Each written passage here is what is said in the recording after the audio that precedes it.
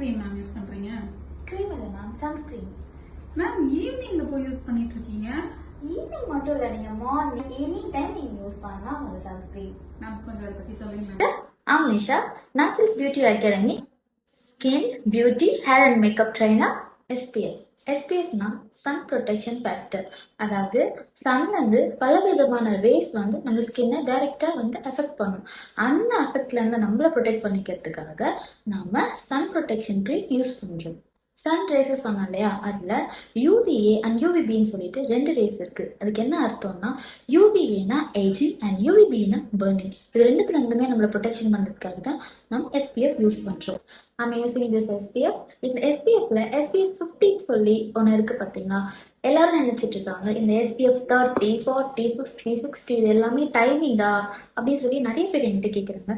That is not mention the timing. அதெல்லாம் timing இல்லைங்க, நம்மளை சுற்றி இருக்க என்விரான்மெண்ட் அண்ட் ஆக்டிவிட்டிஸ் பொறுத்து தான் நம்ம என்ன மாதிரியான SPF யூஸ் பண்ணணுன்றது இருக்கு.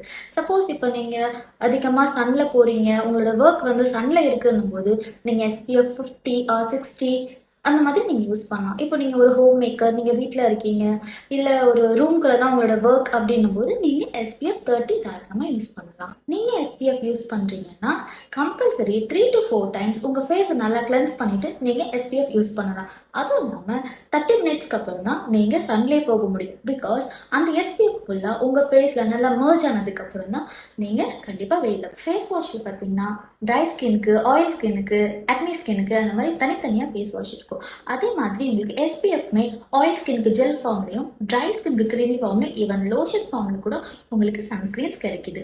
அதுவும் இல்லாமல் இந்த சன்ஸ்கிரீனை விமன் மட்டும்தான் யூஸ் பண்ணணுமான்னு கேட்டால் இல்லவே இல்லைங்க, நீங்கள் மென்னையும் யூஸ் பண்ணலாம். அதுவும் இல்லாமல் ரொம்ப சன் எக்ஸ்போஷர் ஆகிற நீங்கள் எல்லாருமே SPF கண்டிப்பாக யூஸ் பண்ணலாம். அப்போ வீட்டில் இருக்கிறவங்களாம் யூஸ் பண்ணக்கூடாதான்னு கேட்டோம், அப்படி இல்லவே இல்லை, எல்லாருமே யூஸ் பண்ணலாம்.